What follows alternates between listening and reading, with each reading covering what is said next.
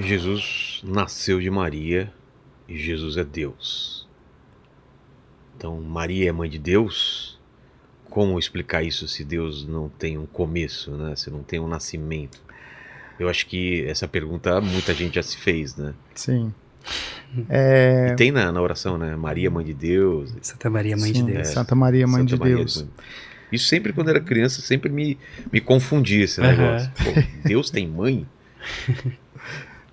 Mãe é uma coisa tão boa que até Deus quis ter. É.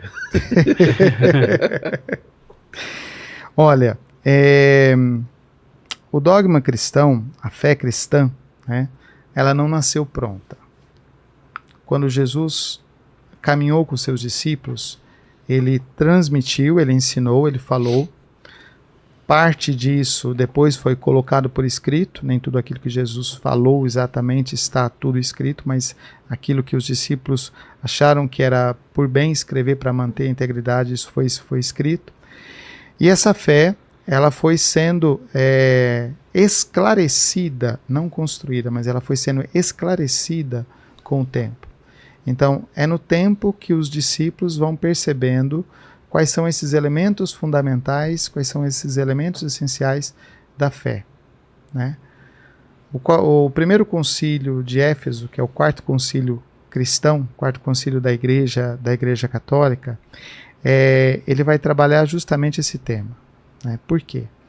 Porque tinha um bispo, Nestório, que dizia que Maria era Christotokos, ela era mãe de Cristo, mãe de Jesus, mas ela não era Theotokos, mãe de Deus. Ele fazia uma separação entre a natureza humana e a natureza divina. E esse concílio, ele vai se reunir justamente para combater essa heresia, dizendo, não, Maria é mãe de Deus. Por quê? Porque não há separação entre as duas naturezas. O grande problema aqui, colocado, é quando nós queremos separar a natureza humana da natureza divina. Isso nós não podemos fazer. Não dá para separar uma natureza da outra, não dá para separar uma realidade da outra. Então, o concílio, os bispos reunidos naquele concílio, eles vão proclamar esse dogma, que é o dogma da Theotokos. O dogma é de que Maria é mãe de Deus, o dogma da maternidade divina. De que forma? Ao assumir a natureza humana, a segunda pessoa da Santíssima Trindade, ela assume não uma pessoa humana. Por que isso é importante? Porque aquilo que foi assumido foi salvo. Se Deus tivesse assumido uma pessoa humana, aquela pessoa humana teria sido salva. Como ele assumiu a natureza humana, toda a natureza humana foi redimida. Entendi. A questão do dogma é que nós não podemos dizer uma coisa pela metade. Quando a gente quer dizer assim, não, mas eu não quero que Maria seja mãe de Deus porque eu não quero dar um título de glória para ela. Tudo bem, você não querer dar um título de glória para Maria, mas você não pode diminuir a ação do mistério salvífico de Deus fazendo isso. E se tenta fazer isso, você encobre a verdade do mistério cristão. O que é que foi salvo? A natureza humana. Você, eu, todos nós aqui, todas as pessoas foram salvas por quê? Porque Jesus assumiu a natureza humana. Então essa natureza está de tal modo unida na pessoa de Cristo, no mistério de Cristo, que isso não se separa. Então, uma vez que esse verbo de Deus se fez carne no seio de Maria, quem nasce? Nasce o Filho de Deus. Então Maria é Theotokos. Maria é mãe de Deus. Né? Esse quarto concílio, nós estamos falando, esse quarto concílio no século IV, nós estamos falando dos 4 primeiros séculos do cristianismo. Isso era tão importante e às vezes hoje se trata isso como uma coisa assim de menos importância. Vamos falar que Maria é só mãe de Jesus e tá bom. Não. Porque se eu falo que ela é só mãe de Jesus, eu estou afirmando que ele assumiu só uma pessoa. Esse é o ponto-chave. E a partir disso se desenvolve esse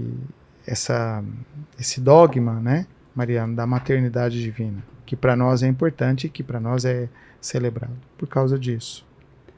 Ainda sobre o arcanjo Gabriel, por exemplo, eu dizia, né, que Gabriel é o anjo da justiça. Isso é um estudo que fiz, e faz sentido.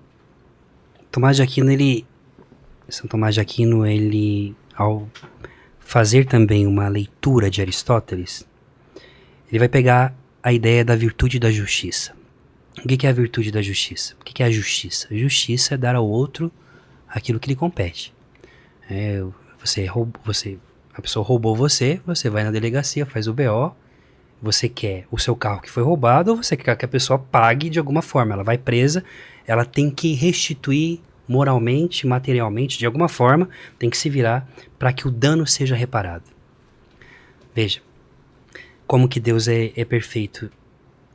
Um anjo faz com que os nossos primeiros pais percam o paraíso através de um engano.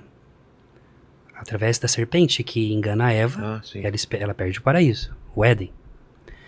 Através de um anjo, Deus envia de novo. É como que se fosse, não digo uma restauração da história, mas para dizer que o final da história, quem tem a palavra final é o Senhor. Aconteceu o erro, aconteceu toda a catástrofe do pecado. Mas quem tem a palavra final na vida do homem é Deus. E aí um anjo é enviado. Quem? O anjo da justiça. Porque ao anunciar à Virgem Maria que ela vai ficar grávida e que esse menino que vai nascer dela vai salvar o seu povo, Deus está dizendo, eu estou restituindo aquilo que lhe foi roubado. É por isso que é Gabriel, é por isso que é a justiça. Deus manifesta a sua justiça nesse anúncio, dizendo, o paraíso foi perdido, externamente, mas agora Cristo, o Verbo de Deus, devolve esse paraíso internamente, porque o paraíso não é um lugar. O paraíso é Cristo. O nosso céu é Jesus. É o céu que vem e assume a nossa vida. Veja, isso aqui é muito bonito porque você pode pegar uma promessa que Deus fez a Davi, no capítulo 7 de Samuel. Eu gosto de usar a palavra de Deus aqui no seu podcast, porque sei que tem muitos irmãos que também amam ler a Bíblia, então é muito importante falar disso. Por exemplo, capítulo 7 de 2 Samuel. Quando o rei ocupou a sua casa, e o Senhor tinha livrado de todos os seus inimigos em redor, Davi disse ao profeta Natã, vê, eu habito numa casa de cedro, e a arca do Senhor, a arca de Deus, habita numa tenda. Natã respondeu ao rei, vai e faz o que está no teu coração. E Davi estava pensando de construir o templo para Deus, como era uma casa, então, assim como a casa de cedro dele, ele queria construir o templo. Nós sabemos que foi Salomão, seu filho, que recebeu essa missão. E o Senhor manda Natã, então, naquela noite, dizer para Davi o seguinte, vai dizer ao meu servo Davi, assim diz o Senhor, construirás tu uma casa para que eu venha habitar? Em casa nenhuma habitei desde o dia que vos fiz subir do Egito os israelitas até o dia de hoje, mas andei de acampamento em acampamento, vivendo em tenda. E aí ele vai dizer assim, mais à frente, eu estive contigo, falando para Davi, por onde ias e destruí teus inimigos diante de ti. Eu te darei um grande nome, como o nome dos grandes reis da terra. Prepararei um lugar para o meu povo Israel e o fixarei que habite nesse lugar e não mais tenha. Está falando sobre a realidade da terra prometida. E ele continua.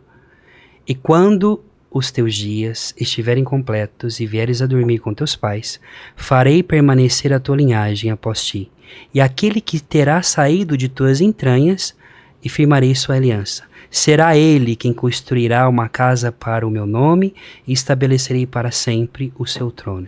Eu serei para ele pai, e ele será para mim filho. Os primeiros pais da igreja viram nesse texto a promessa, que é a síntese do mistério da encarnação. Porque os homens quiseram criar uma casa para Deus no Antigo Testamento. Nessa casa é o lugar onde claramente se faz o culto ao Senhor. Só que Deus está dizendo o seguinte, Davi, você não vai preparar uma casa para mim, sou eu que construirei uma casa para você. Eu quem? O próprio Deus. assumindo a natureza, fazendo com que o homem seja a casa de Deus. A tal ponto que você vai mais à frente, é que você tem isso aqui em Hebreus capítulo 10, falando sobre essa sombra do Altíssimo que cobre e que entra nesse lugar. O autor de Hebreus diz assim, no capítulo 10, versículo 5: por isso, ao entrar no mundo, ele afirmou, está falando do Cristo: tu não quiseste sacrifício e oferenda, tu porém formaste em mim um corpo. Holocaustos e sacrifícios pelo pecado não foram do teu agrado, por isso eu digo, eis que venho, no rolo do livro, que está escrito a meu respeito, eu vim, ó Deus, para fazer a tua vontade. Que aqui o autor dos Hebreus, que nós sabemos que é de tradição sacerdotal, era sacerdote provavelmente, ele vai dizer: Cristo assume um corpo, Cristo faz da nossa natureza a habitação de Deus. Então é muito forte quando você olha para o mistério do Natal, porque o mistério da encarnação nada mais é do que Deus habitando no homem.